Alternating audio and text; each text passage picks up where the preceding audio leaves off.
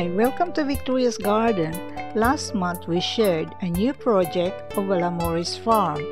We are glad to share the grapes that we thought not going to last after the goats enjoyed munching it, striving to survive. After the incident, we decided to continue to use sewage foliar fertilizer instead of using synthetic fertilizer, and we see the result after a few days that it's actually growing back. Maybe in the next few months, I am able to impart how we look after this new plant.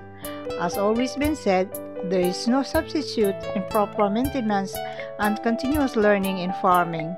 Keep safe everyone. Happy farming!